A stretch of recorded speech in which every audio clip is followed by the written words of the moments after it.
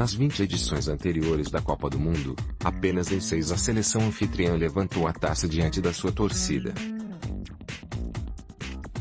Aconteceu com o Uruguai /30, com a Itália /34, a Inglaterra /66, a Alemanha Ocidental 74, a Argentina /78 e a França /98. Em outras 2 ocasiões a equipe dona da casa só sobrou. Em 1950 o Brasil perdeu do Uruguai, em 1958 a Suécia perdeu do Brasil.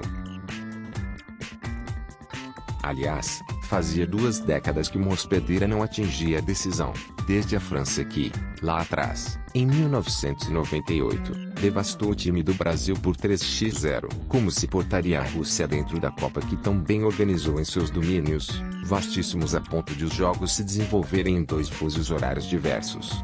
Razoavelmente, no seu grupo A da fase de classificação, triunfos de 5-0 contra a Arábia Saudita, de 3-1 contra o Egito e uma derrota assimilável, Uruguai 3-0.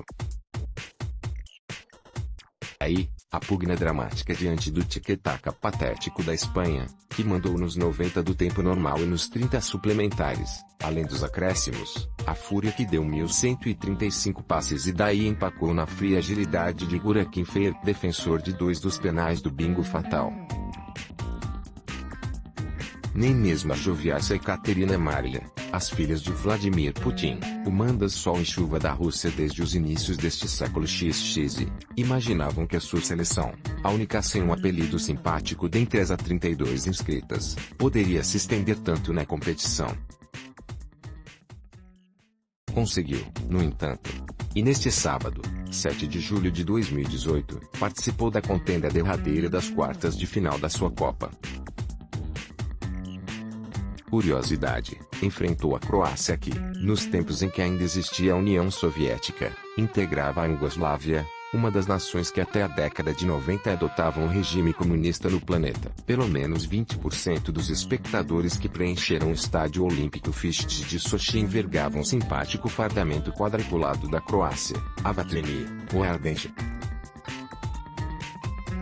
Foram os torcedores da Rússia, todavia, que vibraram antes, aos 31, graças a um petardo belíssimo de Denis Cherisev que paralisou o ótimo arqueiro Subotic. Detalhe: Cherisev começou a Copa no banco do elenco de Stanislav Cherchesov, que se obrigou a colocá-lo em campo, aos 24 da estreia diante da Arábia Saudita, por causa de uma contusão do titularíssimo Dzagoev.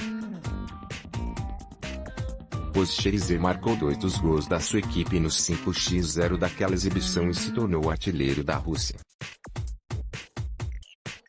O seu 4º tento na competição animou a plateia, mas serviu, também, para despertar a Vatreni. Logo aos 39 o sempre impetuoso Mandzukic, que investiu junto ao lateral canhota e, quase na linha de fundo, cruzou precisamente na direção da testada de Kramaric, 1-1. Muito melhor do que a Rússia, no papel e na teoria, a Croácia deparava com dificuldades exclusivamente por não se abstrair dos chamados fatores campo e entornos. Poderia ter definido a sua superioridade aos 60, numa confusão absurda na área da rival e numa pelota que sobrou para Perisic, livre diante da meta desprotegida. De chapa, Perisic bateu no cantinho, a bola tocou o interior do poste e, para a perplexidade do croata que já ameaçava celebrar, deslizou sobre a linha e se despediu, embora menos volumoso do que Cherchesov. Também Zlatko Dalic, o treinador da Croácia, passou a ocupar, nervoso, o espaço técnico ao lado do campo. E haveria uma prorrogação.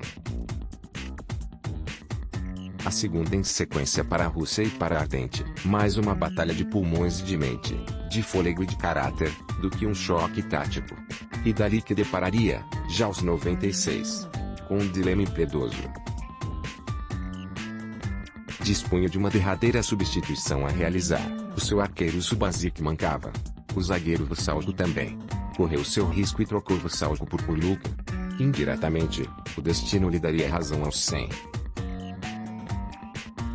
Modric levantou um escanteio, o Vida cabeceou atabalhadamente, a pelota rolou por entre pernas variegadas e resvalou na panturrilha de Kurluka, sem a chance para Fehr. 2-1, virada da Vatreni. Claro que a batalha se tornou cada vez mais acirrada, exacerbada.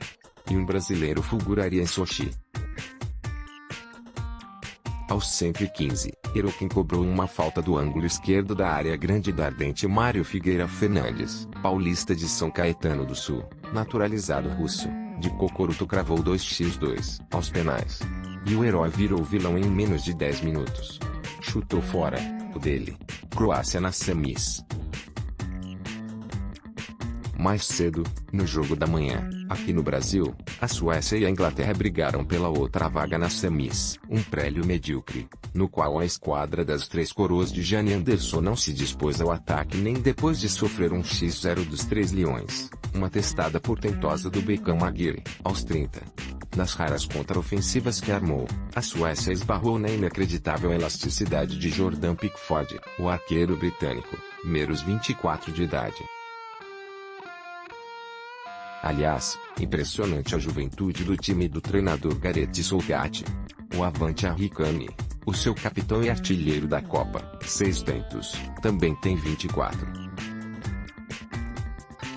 Antes de a competição principiar, não chegava a 10 o número das pelejas acumuladas, com a seleção, pelos 3 goleiros de Southgate, ele mesmo, nascido em 1970 e eternamente em seu colete quase de lorde, não realizara ainda 20 no comando do elenco.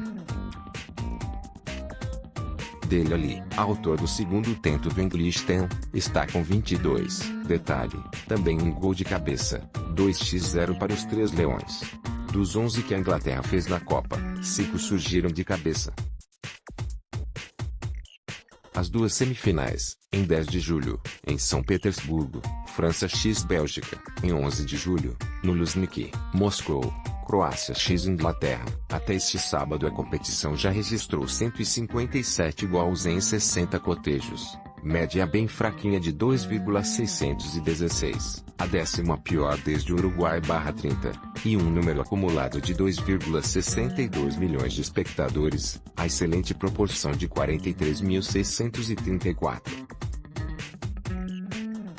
Nesta Copa, só 2 dos 12 estádios propostos à FIFA têm mais de 45 mil lugares. Gostou?